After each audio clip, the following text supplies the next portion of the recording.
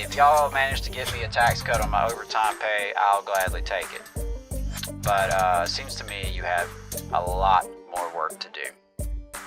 Which side are you on? Which side are you on? Legislative session is coming up here in April, and people are sending out their proposals, they're pre-filing bills, they're writing op-eds, and State House Minority Leader Representative Anthony Daniels of Huntsville released a opinion piece in the Alabama Political Reporter about his proposal to eliminate the income tax on overtime pay. And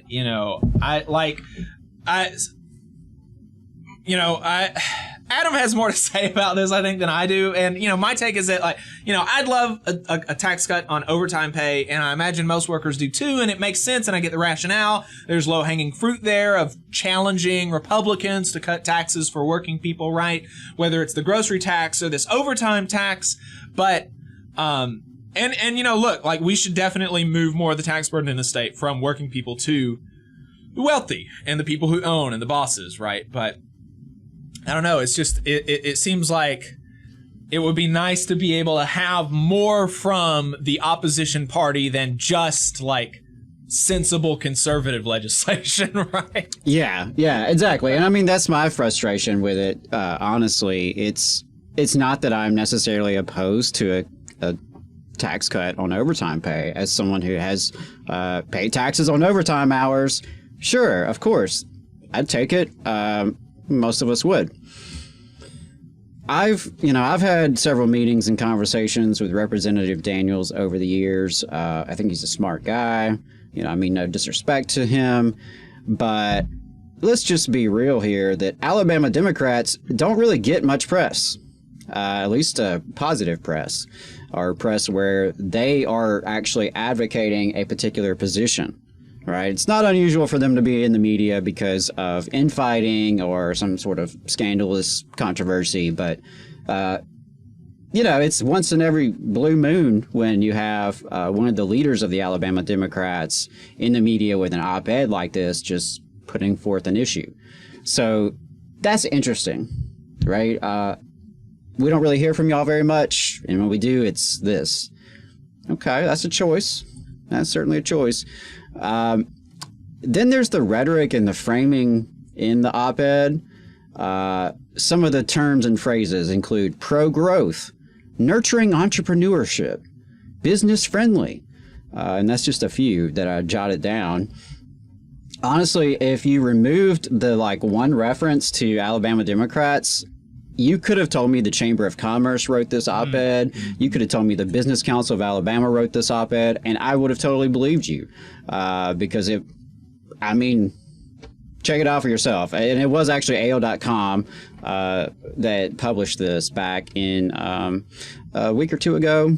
And so again, fair enough, call for a tax removal on overtime pay. But here's the thing, it was not attached to any bigger package.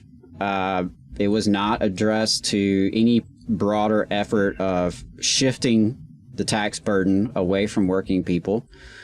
So it's not part of a bigger plan to reform a broken, inadequate, highly regressive tax system in the state of Alabama. Yes, it would help one subset of workers, but not every worker, right? There are a lot of workers out there who are not receiving overtime pay. Maybe they're like the many workers who've been classified as salary, usually not accurately so, in order to not be paid overtime, right? We see that happen a lot in service industry and in many industries where people are put on salary so that they don't have to pay them overtime. We often see folks who are working 2, 3, 4 jobs to make ends meet, right? They may never get over 40 hours in any particular job, right? So there are some workers that would be helped by this, but there are other workers who would actually be harmed by this because of the potential budget repercussions, because nowhere in the op-ed does he mention how to replace the revenue, right? And when Alabama already ranks at or near the bottom of every single quality of life metric, I'm sorry, but, you know, reducing the amount of revenue available for those services sounds a little bit scary to me. So there's ramifications there when you're talking about cuts to the budget. If you were to just slash out this revenue and not replace it, how many folks are going to lose jobs, right? How many budgets are going to be cut in various departments? How many folks are going to have a pay raise prolonged or you know, taken away, right? There are real ramifications for that. And that's to say nothing of the working class people who depend on government services in whatever means, you know, we're talking here, from infrastructure to welfare to anything else. You know, so I think it was interesting to me, the choice of it, the rhetoric of it. There's no bigger picture attached to it. I mean, even compare this to, say, Alabama Rise and what they've put out regarding the FIT, the federal income tax deduction, right? They have long advocated for repealing the federal income tax deduction in Alabama because it disproportionately benefits the wealthy. By doing this, you could actually raise enough revenue to not only pay for Medicaid expansion, but remove the grocery sales tax as well and replace all of that education funding, right? Because the grocery sales tax goes to the education trust fund budget. You know, Jacob and I have been adamant that the grocery sales tax is completely absurd. It should not exist. But it's very important that that revenue be replaced so that we're not actually hurting public schools in the same time we're trying to help working people. So, you know, that just stood out to me. And then the interesting thing is there's a little bit more context also, because just in the last couple of weeks, we saw Mike Kaysen from AO.com put out an article about the new PARCA report, the Public Affairs Research Council of Alabama. And this describes, quote, Alabama taxes per capita lower than all but one other state. That's the name of his article, and you can get the gist of the report just from the title there. According to the report, Alabama collects fewer dollars in state and local taxes per capita than every state except Tennessee. State and local taxes in Alabama were $3,756 per capita, with Tennessee slightly lower at $3,719 per capita. So a very slim difference there. But that does not include revenue Tennessee collects from their state lottery, which would raise it above Alabama because we don't have a state lottery here. So compared to Alabama's $3,756 per capita, the national median for state and local tax collections was $5,210. The average for southeastern states was $4,091. So well below not just the national average, but even the southeastern average. And some of the other key points in this report is that Alabama's property taxes are the lowest per capita in the nation and restricted by the state constitution.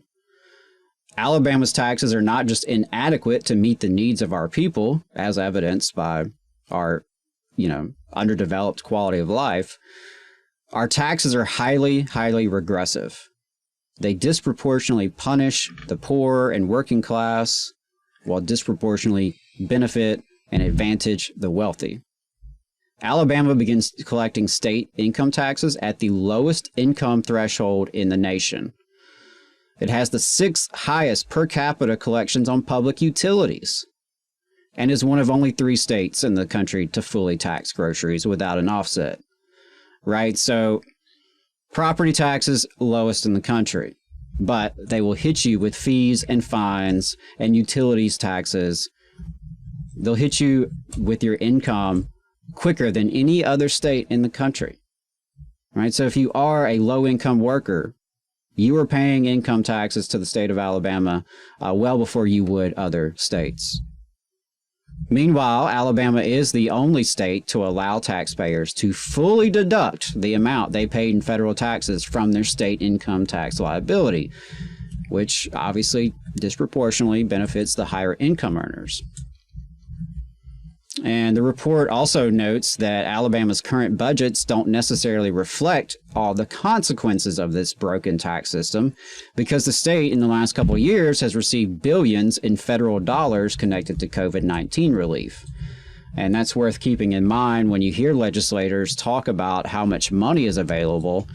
Well, how much of that is because you've had an influx of federal money. And that's not something that's coming back, right? The Parker report also looked at the revenue advantages of nearby states. For example, if Alabama's per capita collections were the same as Mississippi's, we'd have an additional $1.1 billion in revenue. At Florida's levels, we'd have an extra $1.5 billion. If we raised the same amount of taxes per capita as Georgia, we would have an additional $1.6 billion. And that's worth keeping in mind when we hear from these political leaders in Alabama that we can't afford to provide pre-K to every family in the state, that we can't afford to expand Medicaid, that we can't afford to invest in public transportation, right? That we can't afford to hire more mental health workers and social workers and counselors for our public schools. We can't even raise the same amount of revenue as Mississippi and Georgia and Tennessee, Florida. Come on now.